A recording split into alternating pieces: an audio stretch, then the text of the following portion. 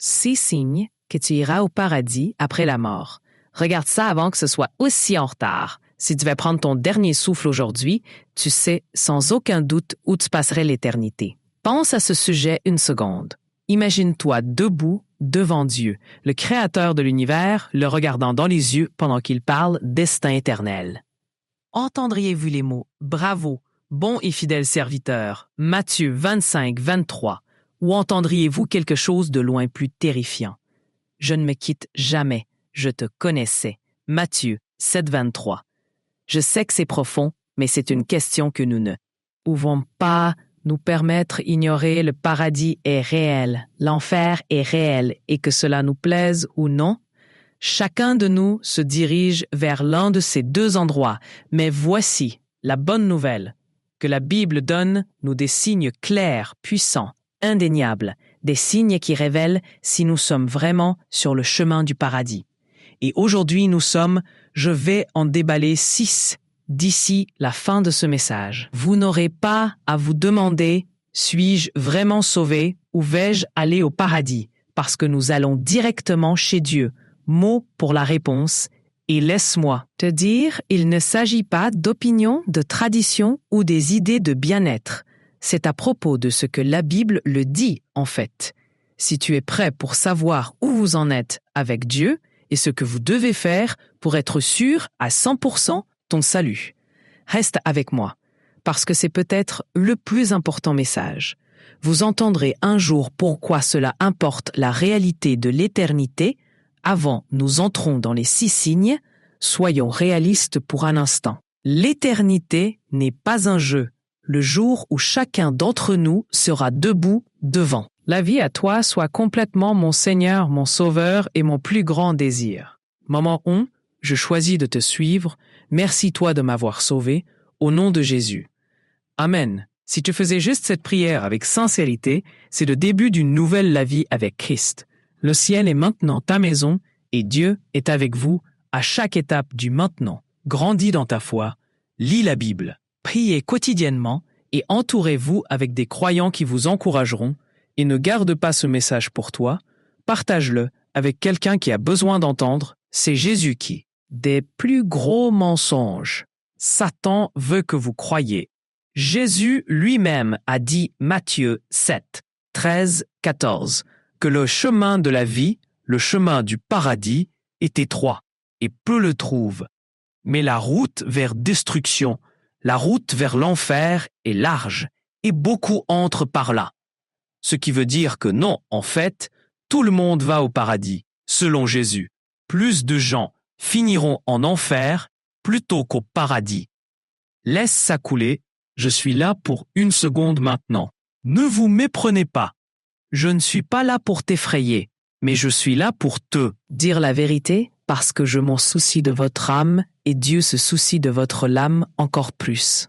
C'est pourquoi il s'est assuré nous avions des panneaux d'avertissement clairs et des panneaux de confirmation pour que nous puissions. Je n'aurai jamais à me demander où nous en sommes. Lui donc, aujourd'hui nous allons passer par 6 signes bibliques qui prouvent que vous êtes sur le chemin vers le paradis. Et écoute, si vous ne voyez pas tous ces signes dans votre vie, mais ne paniquez pas, Dieu est toujours, je travaille sur toi, le but ici n'est pas de te faire douter de ton salut, mais vous aider à examiner votre cœur et à grandir plus proche de Jésus. Alors, es-tu prêt? Allons entre dans le premier panneau. Signe celui-là. J'ai vraiment accepté Jésus-Christ comme Seigneur et Sauveur. Commençons par le plus signe important de votre relation avec Jésus-Christ. La Bible le rend cristallin clair dans Jean 14. 6. Quand Jésus dit que je suis le chemin et la vérité et la vie, non, on vient au Père sauf par moi. Ça veut dire qu'il n'y a pas d'autre moyen de le paradis. Pas en étant une bonne personne, pas en aller à l'église tous les dimanches, pas en donner à une œuvre caritative, même pas en suivant tradition religieuse, uniquement à travers Jésus. Alors laisse-moi te demander, si tu es vraiment accepté Jésus-Christ comme ton Seigneur et Sauveur, je ne te demande pas si tu crois en Dieu. Je ne te demande même pas si tu crois Jésus est réel. Même les démons le croient. Jacques 2, 19 à délaisse. La vraie question est, lui, as-tu abandonné ta vie? À quoi ressemble le vrai salut? Les gens pensent qu'ils sont chrétiens parce qu'ils ont grandi dans un monde chrétien. La famille s'est fait baptiser lorsqu'elle était bébé ou est allée à l'église les jours fériés. Mais le salut ne l'est pas à propos de ton parcours. Il s'agit de ton cœur, que la Bible enseigne dans Romains 10, 9. Si tu avoues de ta bouche que Jésus est Seigneur et crois en ton cœur que Dieu l'a ressuscité des morts, seras sauvé. Il ne s'agit pas seulement de dire la prière, il s'agit de croire sincèrement en Jésus et lui abandonner ta vie. Cela signifie que tu ne t'es pas repenti de tes péchés. Je me sens juste coupable, mais je me détourne du péché et choisir de suivre Jésus. Tu fais confiance à Jésus seul pour ton salut. Tu sais que tu ne peux pas sauver vous-même et vous comptez entièrement sur lui. Sacrifice sur la croix, que tu as fait Jésus le Seigneur de ta vie. Cela veut dire qu'il n'est pas seulement une partie de ta vie. Il est la vie. Si tu as vraiment accepté Jésus, et la plus grande assurance que vous ayez de aller au ciel. Parce que Jésus lui-même dit dans Jean 10, 28, « Je leur donne la vie éternelle et il ne périra jamais, et personne ne l'arrachera hors de mon faux conversion versus authentique. Ma foi, mais voici l'avertissement. Non tous ceux qui se disent le chrétien est vraiment sauvé. Jésus en a donné un des avertissements les plus sérieux, de Matthieu 723. Pas tous ceux qui me disent Seigneur.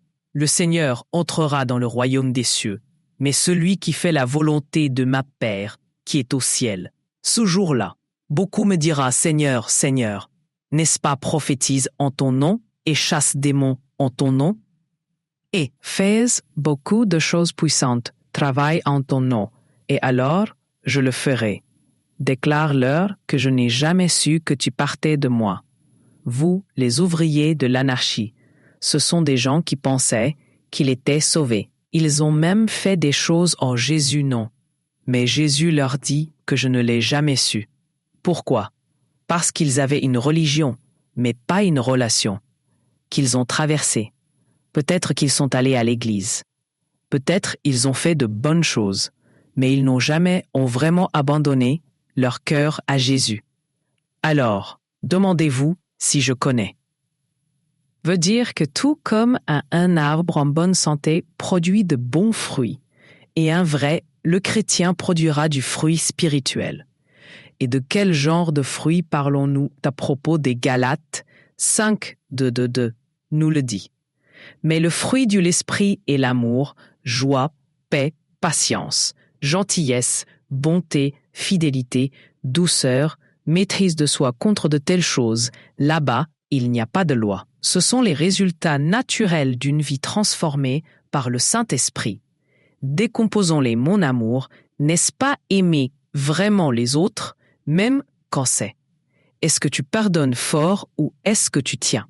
Veut dire que tout comme un arbre en bonne santé produit de bons fruits, et un vrai le chrétien produira du fruit spirituel. Et de quel genre de fruits parlons-nous à propos des Galates 5, 22, 23 nous le dit. Mais le fruit de l'esprit est l'amour, joie, paix, patience, gentillesse, bonté, fidélité, douceur, maîtrise de soi. Contre de telles choses, là-bas, il n'y a pas de loi. Ce sont les résultats naturels d'une vie transformée par le Saint-Esprit. Décomposons-les. Mon amour, n'est-ce pas aimer vraiment les autres, même quand c'est, est-ce que tu pardonnes fort ou est-ce que tu tiens? Rancune, la joie est que votre joie dépend de circonstances. Ou avez-vous des problèmes profonds, joie durable, dans la paix du Christ? Avez-vous confiance, Dieu, dans les moments difficiles? Ou vis-tu inquiétude constante et peur? Patience. Es-tu prompt à la colère? Ou faites-vous preuve de grâce et patience envers les autres, gentillesse, bonté? Fais-tu traiter les gens avec gentillesse même quand ils ne le méritent pas? La fidélité est, tu t'es engagé envers Dieu même quand la vie devient douceur dure?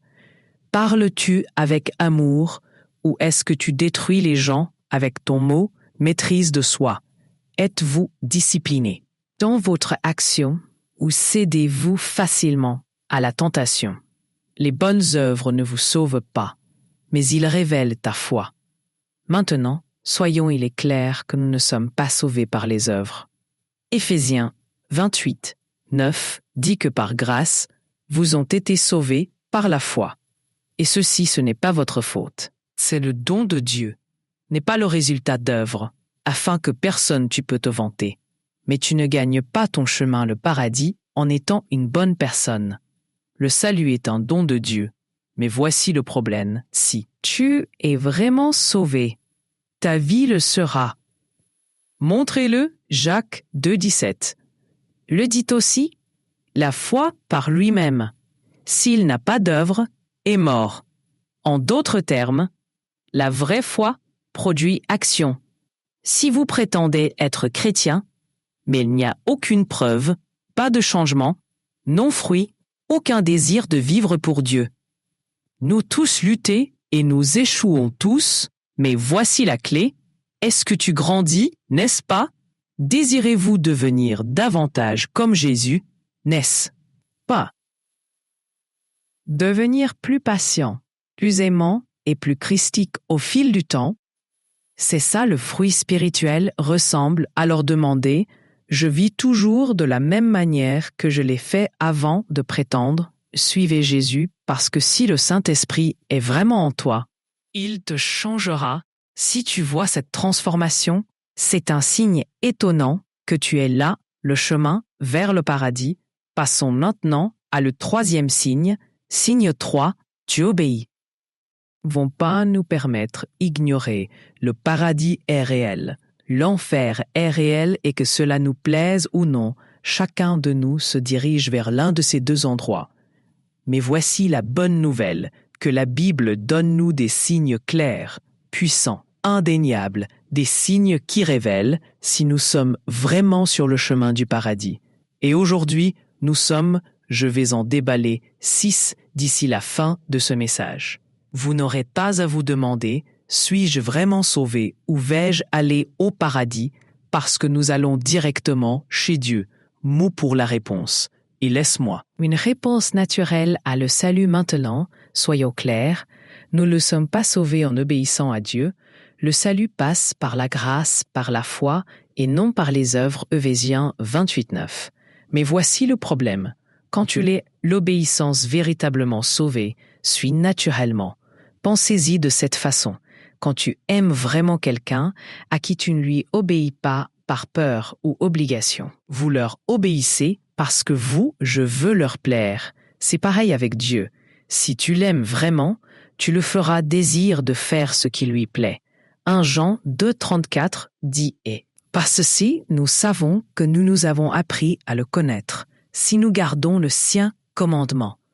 Celui qui dit que je le connais, mais ne respecte pas ses commandements, est un menteur, et la vérité n'est pas en lui. » Une déclaration forte que dit la Bible, que si quelqu'un prétend connaître Dieu, mais ne lui obéit pas, il ne mente pas légalisme, mais amour. Maintenant, faisons une distinction importante. L'obéissance n'est pas à propos de suivre une liste de règles juste pour éviter la punition. C'est ça le légalisme. Le légalisme, c'est quand les gens essaient de gagner. L'approbation de Dieu en suivant les règles, mais la véritable obéissance vient de l'amour et gratitude pour ce que Jésus a fait pour nous. Jésus a dit dans Matthieu 22, 364 que les plus grands commandements sont l'amour Dieu de tout ton cœur, âme et esprit, et aime ton prochain comme toi-même. Si nous aimons vraiment Dieu, nous voudrons naturellement suivre ses voies. Pas parce que nous devons le faire, mais parce que nous voulons que tu obéis à Dieu quand personne ne regarde. Voici un test important. Obéis-tu à Dieu seulement quand d'autres regardent? Ou habitez-vous en obéissance même? Quand personne d'autre ne le fera, Sachez que la véritable obéissance se produit dans privé, dans les choix que vous faites. Quand non on regarde, dans la façon dont tu traites les gens, quand tu n'obtiens rien en retour. La façon dont tu vis ta vie, quand personne n'est là pour t'applaudir. Alors demande-toi, est-ce que j'obéis à Dieu parce que je l'aime ou simplement parce que je sens que je dois le faire? Grandir dans l'obéissance, même quand il est difficile pour moi de suivre les commandements de Dieu, même si personne d'autre ne voit, si votre là, silence. Réponse est oui. C'est un signe puissant que tu marches sur le chemin du paradis. Passons maintenant au panneau suivant. 4. Tu aimes profondément les autres et de manière désintéressée. Celui-ci est énorme. La Bible, c'est très clair. Si tu n'aimes pas d'autres pour lesquels vous ne connaissez pas vraiment Dieu, Jean 87 dit bien-aimé. Aimons-en un autre, pour l'amour vient de Dieu, et de quiconque aime est né de Dieu et connaît Dieu. Quiconque n'aime pas connaît Dieu, parce que Dieu est amour. N'est-ce pas? Attrape ça. Si tu n'aimes pas, tu n'aimes pas, je sais. Que Dieu, c'est que l'amour sérieux est le plus grand commandement. Quand Jésus était demandé quel était le plus important commandement, était-il dit « Tu aimeras le Seigneur ton Dieu de tout ton cœur et de toute ton âme et de toute ta attention. » C'est le grand et le premier commandement. Et une seconde, c'est comme ça toi, j'aimerai ton prochain comme toi-même. Matthieu 22, 37-39. Cela signifie que l'amour n'est pas qu'une option. C'est la base de tout à quoi ressemble le véritable amour chrétien. Beaucoup de gens pensent que l'amour est juste une question d'être gentil, mais l'amour, tort. Est-ce que tu abandonnes les blessures du passé ou tu t'accroches à l'amertume? Est-ce que tu aimes même quand c'est dur? Dit Jésus dans Luc 6, 27-28. Mais je le dis à vous qui entendez, l'amour, tes ennemis, font du bien à ceux qui détestent. Vous bénissez ceux qui vous maudissent. Priez pour eux ceux qui abusent. D'aimer les gens qui aiment ton retour est facile, mais Jésus nous le commande. Aimez même nos ennemis. Cela signifie pardonner à la personne qui vous a blessé. Gentil avec les gens qui sont impolis avec toi. Priez pour ceux. Torts. Est-ce que tu abandonnes les blessures du passé ou tu t'accroches à l'amertume? Est-ce que tu aimes même quand c'est dur? Dit Jésus dans Luc 6, 27-28. Mais je le dis à vous qui entendez l'amour, tes ennemis font du bien à ceux qui détestent, vous bénissez, ceux qui vous maudissent. Priez pour eux, abuse d'aimer. Les gens qui aiment ton retour est facile. Mais Jésus nous le commande. Aimez même nos ennemis. Cela signifie pardonner à la personne qui vous a blessé, gentil, avec les gens qui sont impolis avec toi. Priez pour ceux qui te maltraitent, c'est le genre d'amour qui prouve que vous êtes vraiment un adepte de l'amour du Christ est la preuve du salut. Jésus a dit dans Jean 13, 35, « Grâce à ça, tout le monde saura que vous êtes mes disciples, si vous avez de l'amour pour un autre, si le Saint-Esprit est en vous. Il va changer la façon dont tu aimes les autres. Alors demandez-vous, si j'aime les autres de manière désintéressée, ou est-ce que j'aime seulement quand cela me profite? J'ai de la rancune, ou est-ce que je pardonne comme le Christ m'a pardonné? Te dire, il ne s'agit pas d'opinions, de traditions ou des idées de bien-être. C'est à propos de ce que la Bible le dit en fait. Si tu es prêt pour savoir où vous en êtes avec Dieu et ce que vous devez faire pour être sûr à 100% ton salut, reste avec moi parce que c'est peut-être le plus important message. Vous entendrez un jour pourquoi cela importe la réalité de l'éternité avant nous entrons dans les 6 signes. Soyons réalistes pour un instant. L'éternité n'est pas un jeu, le jour où chacun d'entre nous sera debout devant, sera persécuté. As-tu attrapé ça? Pas certain, mais tout suivre Christ fera face à une opposition. Si ta foi est réelle, tu en feras l'expérience. Les défis pour vos croyances, les épreuves sont un test de la vraie foi. Quand surviennent les difficultés, ils révèlent la force de ta foi. Jésus en a parlé dans la parabole de l'aigre dans Matthieu 13, 22 f. quant à quoi a été semé sur un sol rocheux. C'est celui-là qui entend le mot et immédiatement le reçoit avec joie. Mais il n'a pas de racine en lui-même, mais dure un moment et quand surgissent des tribulations ou des persécutions à cause du mot, immédiatement il tombe. Certaines personnes prétendent l'être chrétiens, mais quand les choses deviennent difficiles, quand la vie ne se passe pas comme prévu, ou quand ils subissent des pressions à cause de leur foi, tombent. Mais un vrai croyant se tient debout, ferme, même face à la souffrance. Pourquoi Dieu permet-il les épreuves? Si Dieu aime nous, pourquoi nous permet-il de passer par là, moment difficile? La Bible nous donne une indication claire réponse dans Jacques 10, 24. Compte tout joie, mon frère, lorsque vous rencontrez des épreuves de divers types, car vous savez que les tests de ta foi produisent la fermeté et que la fermeté est son plein effet pour que tu sois parfait et il ne manque absolument de rien. Et Dieu permet les épreuves parce qu'elles renforcent notre foi. Nous apprenons à faire confiance Dieu, plus ils affinent notre caractère. Nous grandir en patience, humilité et endurance. Ils nous rapprochent du Christ sur lequel nous comptons lui. Nous ne montrons pas à qui appartient, vraiment pour lui. Ceux qui endurent prouvent la foi est réelle.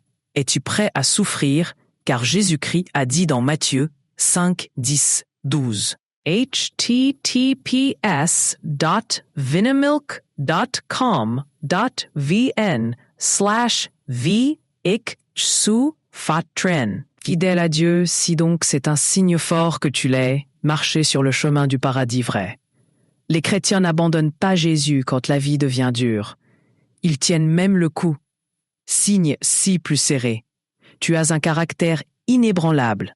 J'espère au ciel un vrai disciple du Christ ne vit pas pour ce monde. Son cœur est fixé sur l'éternité. Philippiens 3:20 dit « Mais notre citoyenneté est au ciel. Et de là, nous attendons un sauveur, le Seigneur Jésus. » Bon sang, ah non. Si tu es vraiment sauvé, ta concentration ne concerne pas seulement les choses de cette vie, tu aspires au paradis. Vis-tu pour terre ou éternité? La Bible nous met en garde. 1 Jean 2, 15, 7 n'aime pas le monde, ni les choses au monde. Si quelqu'un aime le monde, ou l'amour du Père n'est pas lui, pour tout ce qu'il y a au monde, le désir de la chair et les désirs de les yeux et la fierté de la vie ne viennent pas de le Père, mais est du monde, et le monde disparaît avec ses désirs. Mais celui qui fait la volonté de Dieu demeure éternellement. Cela ne veut pas dire que je ne peux pas profiter de la vie, mais cela signifie qu'un vrai chrétien ne fait pas ce monde leur priorité au lieu de courir après l'argent, la renommée et le succès, qu'ils investissent dans les choses qui durent pour toujours, leur relation avec Dieu, répandant l'Évangile et au service des autres. As-tu envie du paradis? Le vrai signe du salut est que j'ai hâte d'être avec Jésus. Paul a dit dans Corinthiens 5, verset 8. Nous sommes confiants, oui bien contents, plutôt d'être absent du corps et être présent avec le Seigneur. Cela signifie, quand tu es vraiment c'est Christ, tu n'as pas peur de la mort, toi? Je sais que ce n'est que le début de l'éternité avec lui. Alors demande-toi si tu désires le paradis ou es-tu trop attaché à sa monde? Donnes-tu la priorité aux choses éternelles ou vivez-vous temporairement? Plaisir, vous considérez-vous comme un visiteur sur terre ou ce monde est-il votre? J'espère qu'un vrai chrétien connaît son vrai. La maison n'est pas ici, elle est au paradis. Conclusion. Où en êtes-vous en ce moment? Prends un moment et sois honnête avec toi-même. Si tu devais te tenir devant Dieu aujourd'hui, serais-tu? Ce n'est pas le cas à propos de la peur. Il s'agit de la vérité. L'éternité est réelle. Et où vous le dépensez dépend de votre relation avec Jésus-Christ. Peut-être qu'en écoutant, tu ressens un pincement dans ton cœur. Peut-être que tu réalises à la place, tu vis pour toi, pour Dieu. Peut-être que tu t'es appelé un chrétien, mais au fond tu te connais. Je ne me suis pas vraiment abandonné à Jésus. Si c'est toi, c'est ton moment. La Bible dit dans Corinthiens 6, 2, c'est maintenant le moment favorable. Voici, c'est maintenant le jour de salut, Dieu. N'attends pas que tu le fasses. Rassemblez votre vie avant de venir pour lui. Il t'appelle en ce moment, juste comme tu es. Sa grâce est plus grande que ton passé. Son amour est plus profond que ton échec, et ses bras sont grands ouverts si tu n'es pas sûr à 100% de tes saluts. N'attendez pas encore une seconde. Tournez-vous vers Jésus aujourd'hui. Prie ceci de tout ton cœur. Seigneur Jésus, je sais que je suis un pécheur. Je te crois, je suis mort pour mes péchés et je suis ressuscité. Je demande pour ton pardon et abandonnement. La vie à toi soit complètement mon Seigneur, mon Sauveur et mon plus grand désir. Moment 1, je choisis de te suivre. Merci toi de m'avoir sauvé au nom de Jésus. Amen. Si tu faisais juste cette prière avec sincérité, c'est le début d'une nouvelle, la vie avec Christ. Le ciel est maintenant ta maison et Dieu est avec vous à chaque étape du maintenant. Grandis dans ta foi, lis la Bible. Priez quotidiennement et entourez-vous avec des croyants qui vous encourageront. Et ne garde pas ce message pour toi. Partage-le avec quelqu'un qui a besoin d'entendre, c'est Jésus qui vient et l'éternité et l'enjeu est de savoir si tu es prêt, si tu es prêt, si tu es prêt.